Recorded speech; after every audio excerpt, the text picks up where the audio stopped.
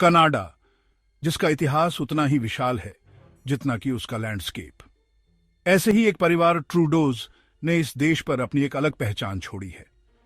Justin के पिता पियर Elliott Trudeau 15 साल तक प्रधानमंत्री रहे, एक ऐसे नेता जिन्होंने कनाडा में मल्टीकल्चरलिज्म को बढ़ावा दिया।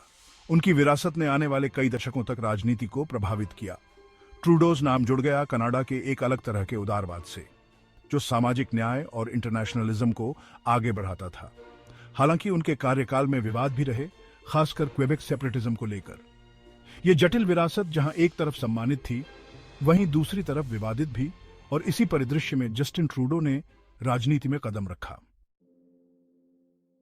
राजनीति की चकाचौंध में पैदा हुए जस्टिन ट्रूडो ने शुरुआत में एक अलग रास्ता चुना। उन्होंने शिक्षा के क्षेत्र में अपना करियर बनाया, फ्रेंच और गणित पढ़ाया, जो सत्ता के गलियारों से काफी दूर था। लेकिन पब्लिक सर्विस का आकर्षण उन्हें वापस ले आया। 2008 में उन्होंने राजनीति में प्रवेश किया और हाउस ऑफ कॉमन्स में सीट जीती। उनके कैरिस्मा और पहचान ने उन्हें लिबरल पार्टी में आगे बढ़ाया। 2015 में उन्होंने लिबरल्स को एक बड़ी जीत दिलाई और वो कनाडा के दूसरे सबसे कम उम्र के प्रधानमंत्री बने। दुनिया बड़ी उम्मीद से देख रही थी कि क्या वो अपने पिता की विरासत को आगे बढ़ा पाएंगे। जस्टिन ट्रूडो का कार्यकाल कई प्रोग्रेसिव रिफॉर्म्स लेकर आया। उन्होंने कई महत्वपूर्ण नीतियों को लागू किया जो कनाडा के समाज को बदलने में सहायक रहीं। उन्होंने कैनबिस यानी भांग को लीगल किया, जिससे न केवल आर्थिक लाभ हुआ बल्कि सामाजिक दृष्टिकोण में भी बदलाव आया। इसके अलावा उन्होंने कार्बन टैक्स लागू की, जो पर्यावरण संरक्षण के लिए एक महत्वपूर्ण कदम था। इसने उद्योगों को अपने इमिशंस को कम करने के लिए प्रेरित किया। ट्रूडो ने जेंडर इक्वालिटी को बढ़ावा दिया, जिससे समाज में महिलाओं और अन्य लिंगों के अधिकारों को मजबूती मिली। उनकी सरकार ने कनाडा के इंडिजिनस कम्युनिटीज के साथ संबंध सुधारने के लिए भी कदम उठाए, जिससे इन समुदायों के साथ ऐतिहासिक अन्याय को दूर करने की कोशिश की गई। उन्होंने अतीत की नाइंसाफी को स्वीकार किया और औपचारिक माफी मांगी, जिससे इन समुदायों के साथ विश्वास बहाल करने में मदद मिली। अंतर्राष्ट्रीय स्तर पर उन्होंने कनाडा को बहुपक्षीय और क्लाइमेट एक्शन के लिए एक मजबूत समर्थक के रूप में प्रस्तुत किया। उन्होंने कई वैश्विक मंचों पर पर्यावरण संरक्षण के मुद्दों को उठाया। हालांकि उनके कार्यकाल में आलोचना भी हुई। कई लोगों ने उनकी नीतियों और निर्णयों पर सवाल उठाए। कुछ लोगों ने इकोनॉमी को लेकर उनके काम पर सवाल उठाए, ये कहते हुए कि उनकी नीतियां आर्थिक विकास के लिए पर्याप्त नहीं थी। जबकि दूसरों ने उनकी फिस्कल रिस्पॉन्सिबिलिटी पर भी प्रश्न चिन्ह लगाया, यह आरोप लगाते हुए कि उनकी सरकार ने खर्चों को नियंत्रित करने में विफल रही। इसके अलावा कुछ स्कैंडल्स और विवादों ने भी उनके प्रशासन को घेरा, जिसमें एथिकल ब्रीचेस के आरोप भी शामिल थे। इन आरोपों ने उनकी छवि को धूमिल करने की कोशिश की, लेकिन उन्होंने हमेशा इनका सामना किया और अपनी स्थिति स्पष्ट की। इन सभी चुनौतियों के बावजूद वो दुनिया भर में अपने कैरिस्मा और प्रोग्रेसिव विचारों के लिए जाने जाते रहे। उनके नेतृत्व ने कनाडा को एक नई दिशा दी और कई महत्वपूर्ण मुद्दों पर वैश्विक स्तर पर पहचान दिलाई।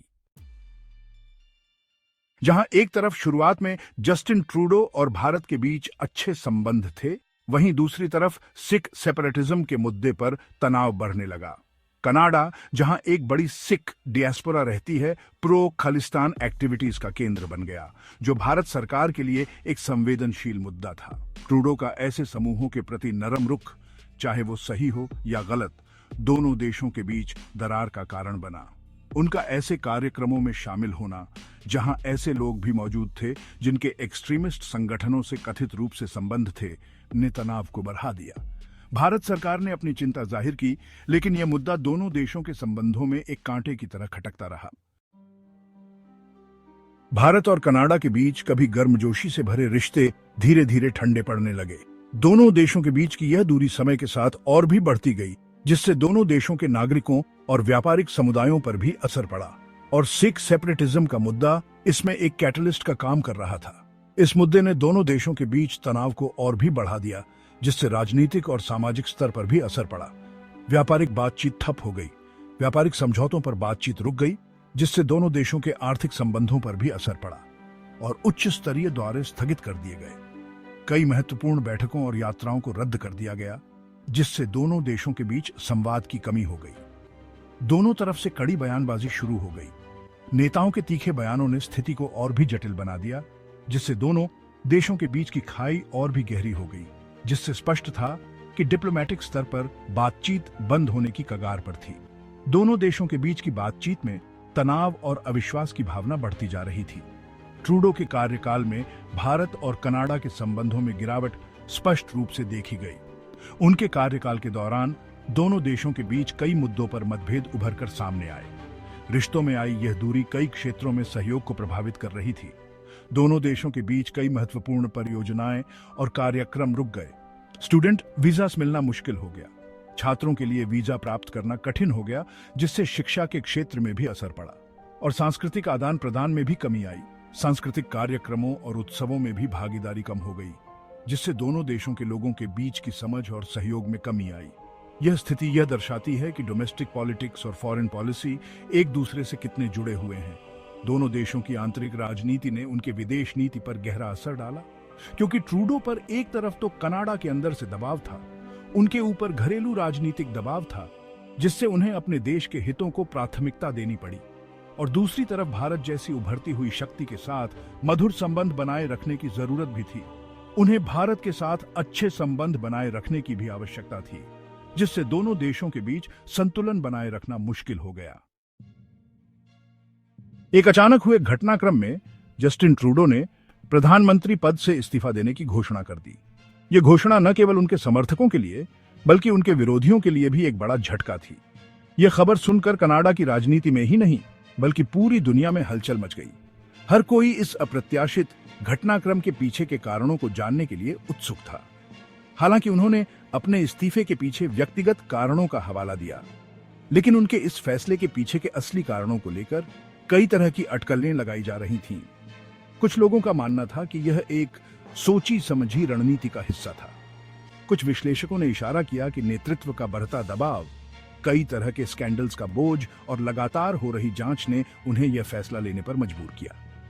इन घटनाओं ने उनके नेतृत्व पर सवाल खड़े कर दिए थे और लगातार हो रही जांच ने उन्हें यह फैसला लेने पर मजबूर किया।